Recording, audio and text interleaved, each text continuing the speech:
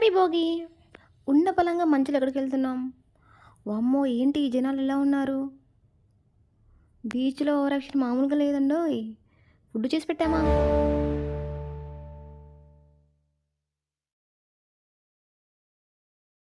అందరికీ నమస్తే. Welcome back to our channel అమితావాల. మంచి బ్లాగ్‌తో అయితే మీ ముందుకైతే వచ్చేసాను.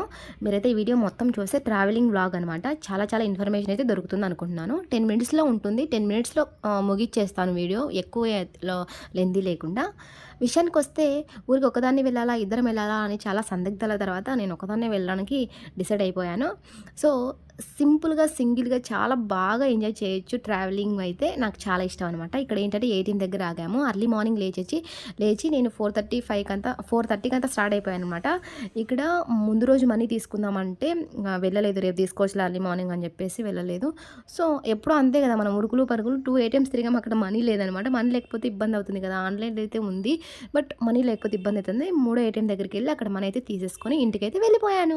అది మొత్తం షూట్ చేయలేకపోయాను. బట్ మా వదిన అయితే నేను వెళ్తే ఖచ్చితంగా నాకు గోరింటాకైతే పెడుతుందనమాట. మేము అది కాక మాకు కొన్ని ప్లాన్స్ ఉన్నాయన్నమాట.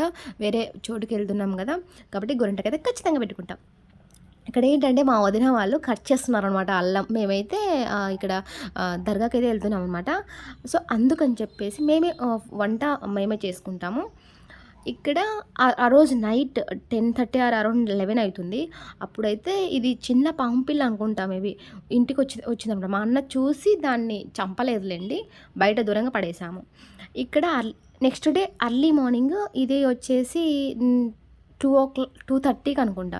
మేమైతే రెడీ అయిపోయి ఒక వెహికల్ తీసుకున్నాము మేము వెళ్ళడానికి అని చెప్పేసి ట్రిప్‌కి. ఆ వెహికల్‌కి ఫస్ట్ జెండాలైతే కట్టుకుంటాం మేము. ఎందుకంటే ఒక శుభసూచికంగా అదొక సెంటిమెంట్ అనమాట. ఇక్కడ కట్టడానికైతే వెళ్తున్నాం జెండాలు. ఆ రోజు భోగి. ఇట్లా రోడ్డు పైన వెళ్తూ ఉంటే ముగ్గులేసారు ఆ వీధిలో చాలామంది. అదొక పిక్ తీసి పెట్టాను నేను. ఇక్కడ అర్లీ మార్నింగ్ ఇది అరౌండ్ 3:30కి నేను లేచిపోయి రెడీ అయ్యి మొత్తం బయటికైతే వచ్చేసానమాట. లోపల మా వదిన వాళ్ళు, అన్నయ్య వాళ్ళంతా రెడీ అవుతున్నారు. ఇది వెహికల్ మేము వెళ్ళేది ట్రిప్‌కి. చాలామంది ఉన్నాం. అరౌండ్ 20 మెంబర్స్ ఉన్నాం గాయస్. కాబట్టి ఈ వెహికల్ తీసుకున్నాం అనమాట. తుఫాను ఇవన్నీ తీసుకుంటే ఇబ్బంది అవుతుంది. ఇదైతే మంచి హాయిగా ఫ్రీగా పడుకొని వెళ్ళొచ్చు కదా అని చెప్పేసి ఉద్దేశంతో తీసుకున్నాము. నేనైతే ఎప్పుడు వెళ్ళలేదు. బట్ చూద్దాం ఎలా ఉంటుంది, ఎక్స్పీరియన్స్ చేద్దామని చెప్పేసి అనుకున్నాము. ఇక్కడైతే మా అన్నయ్య రెడీ చేస్తున్నారనమాట. పువ్వులు కట్టి నీట్గా నిమ్మకాయలు పెట్టేసి తొక్కిచ్చి నీట్గా మొత్తం రెడీ చేస్తాను. నేను అక్కడ వీడియో చూస్తున్నాను. ఇదంతా అయ్యేటప్పటికి 3:30 అయింది టైము. 3:30కి ఇంట్లో వాళ్ళు రెడీ అవుతున్నారు, అన్నీ సర్దుకుంటున్నారు. మేమైతే బయటికి వచ్చి ఇది చేస్తున్నాం. తర్వాత మేమైతే స్టార్ట్ అయిపోయామన్నమాట. చూడండి అసలు మేము 4కంతా స్టార్ట్ అయిపోయాం గాయస్. ఇంకా అర్లీ మార్నింగు అసలు ఎంత బాగుందంటే అందరూ భోగి మంటలు వేసుకుంటున్నారు అనమాట. మేము వెళ్తుంటే చాలా బాగుంది. మంచు అయితే మామూలుగా కురవట్లేదు అనమాట. అసలు ఆ మంచు పొగకి ఏమీ కనపడట్లేదు. రోడ్లు మొత్తం బ్లాక్ అయిపోయాయి. కానీ చాలా మంచి ఎక్స్పీరియన్స్ అనమాట చెప్పచ్చు. అయితే మేము వెళ్ళే దారిలో ఫస్ట్ అయితే ఒక దర్గా దగ్గర అయితే ఆగామన్నమాట. మేము నెల్లూరు వెళ్తున్నాము. నెల్లూరు దగ్గర ఫస్ట్ స్టాప్ ఇక్కడైతే దర్గాలోకి వెళ్తున్నాము. ఈ దర్గా కూడా చాలా ఫేమస్ గాయస్. ఇక్కడ ఏంటంటే ఇది సరిగా లేదు, రోడ్ వేస్తున్నారు, అందుకు కొంచెం బురదగా ఉంది. బట్ ఈ దర్గా చాలా బాగుంది. అట్ ద సేమ్ టైం దయ్యాలు ఉన్నవాళ్ళు, హెల్త్ ఇష్యూస్ ఉన్న వాళ్ళు అయితే మొత్తం కట్టేశారు గాయస్. అక్కడ వాళ్ళని చూసి చాలా బాధ అనిపించింది నాకైతే. ఇక్కడైతే మేమైతే లోపలికి వెళ్తున్నాం. మా అన్న నేను వీడియో షూట్ చేసుకుంటున్నానని చెప్పేసి ఇటు నుంచి వెళ్దాం రా అని చెప్పి తీసుకెళ్తున్నారు. అయితే మొత్తం నాన్ వెజ్ అంతా పెట్టారనమాట రోడ్ల పైన ఇదంతా. సో, ఇంకైతే మేమైతే లోపలికైతే వెళ్తున్నాము. చాలా బాగుంది. మీరు ఎప్పుడైనా వెళ్ళాలనుకుంటే అదేది మీరు కూడా ట్రై చేయండి.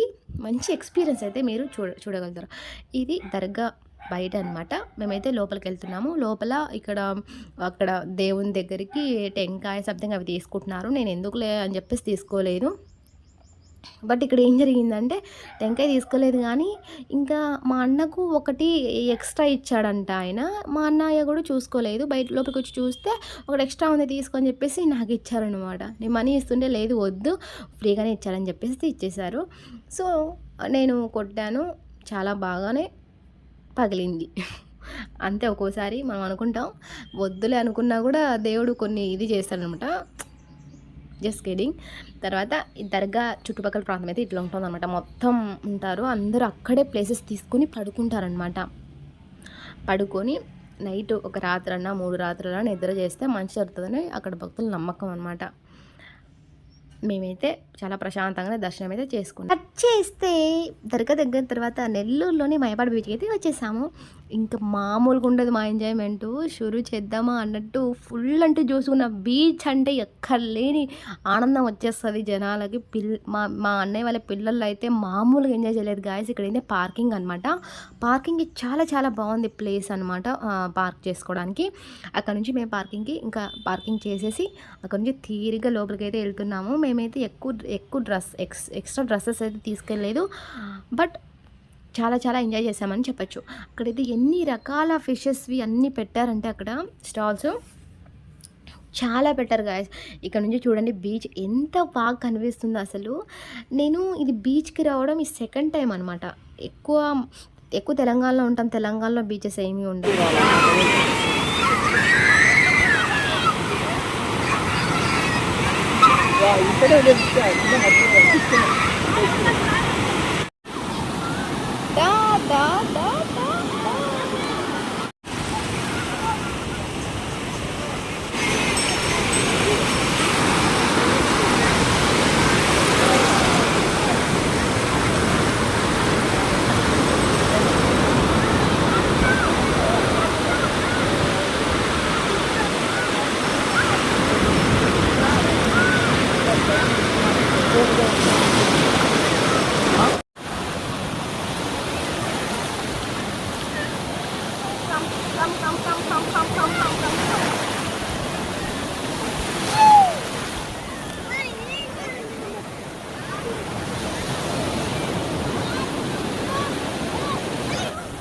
ఇంకోటి వస్తుంది.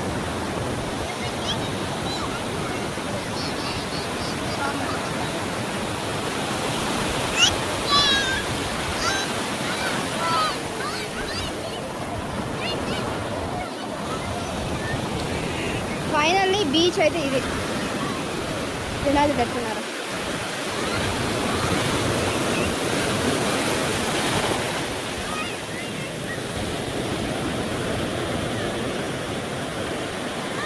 మొత్తం ఎంజాయ్ చేసిన తర్వాత చాలా చాలా టైం స్పెండ్ చేసాం గాయస్. మళ్ళీ ఈవినింగ్ వద్దాం అనుకున్నాం. బట్ మాకు వేరే ప్లాన్స్ ఉన్నాయన్నమాట. అందుకు మేము ఇంకా వస్తామో రామో తెలియదు అన్నట్టు ఇంక మేమైతే స్టార్ట్ అయిపోయాము. చాలా చాలా ఎంజాయ్ చేసాము. పిల్లలు అయితే ఎంత ఎంజాయ్ చేశారో అసలు లిటరలీ చెప్పడానికి కూడా కష్టం. అంత బాగా ఎంజాయ్ చేశారు గాయస్. మేము ఇక్కడ నుంచి అయితే ఇంకా మళ్ళీ బయటికి అయితే స్టార్ట్ అయిపోయాము. ఇక్కడ బయట చూస్తే ఎన్ని వెరైటీస్ ఉన్నాయంటే బట్ నాకెందుకో ఈగలు అవి వాళ్ళు ఎందుకో నాకు తినాలనిపించలేదు అవి. బీచ్లో బాగా ఎంజాయ్ చేసాం కదా. ఫుల్ ఆకలి అయితే వేస్తుంది. అప్పటికే మేము మార్నింగ్ తిన్నాము టిఫిన్. తర్వాత మళ్ళీ ఆ బీచ్ నుంచి బయటకు వచ్చేసరికి 2:30 అయింది దగ్గర. ఏం తినలేదు. బీచ్లో బాగా ఆడుకోవడం వల్ల చాలా చాలా ఆకలి అయింది గాయస్. మా అన్నయ్య వదిన వాళ్ళైతే చాలా చాలా ఫ్రెండ్లీగా ఉంటారనమాట. చాలా బాగా ఎంజాయ్ చేసాము అందరితో కలిసి. తర్వాత చూసారా మేమైతే కశ్మూర్కి అయితే వచ్చేసాము. కశ్మూర్లో మేమే ఫుడ్ చేసేసుకున్నాము. ఫుడ్ చేసుకోవడం అంటే మేము అని చెప్పకూడదులేండి. మా అన్నయ్య వాళ్ళు చేశారు, మా వదిన వాళ్ళు చేశారు. నేను ఏం చేయలేదు, ఖాళీగా ఉన్న బేకార్గా. బట్ వాళ్ళు అంటే చాలామంది వెళ్ళాం కదా. బట్ ఫుడ్ కూడా మేము డొనేట్ చేద్దామని చెప్పేసి అనుకున్నాము. మా అన్న అనమాట, మా రఫీ అన్న. మా అన్న వంట చాలా చాలా బాగా చేస్తాడు. మా సాయిని కూడా చాలా బాగా చేస్తాడు వంట. చూడండి నేను వీడియో చూస్తుంటే మా అన్న పోజిస్తున్నారు. బట్ వంట అయితే చాలా టేస్టీగా వచ్చిందని చెప్పచ్చు. బట్ ఎక్కడికైనా వెళ్ళినప్పుడు మనమే వంట చేసుకొని మనమే ఫుడ్ తింటే ఆ ఫీల్ చాలా బాగుంటుంది అనమాట. అందరితో కలిసి టైం స్పెండ్ చేసినట్టు కూడా ఉంటుందన్నమాట. వంట అయితే స్టార్ట్ అయిపోయింది. అంటే బగారా రైస్ చేశారు, తర్వాత చికెన్ కర్రీ, అలాగే దాల్చా చేశారనమాట. వంట అయితే చాలా చాలా బాగుందని చెప్పచ్చు. మేము ఈ పని చేయాలా ఆ పని చేయాలా అనే వంతులు లేకుండా కలిసి అన్ని పనులు చేస్తారు. అలాంటి ఏ పట్టింపులు ఉండవు కానీ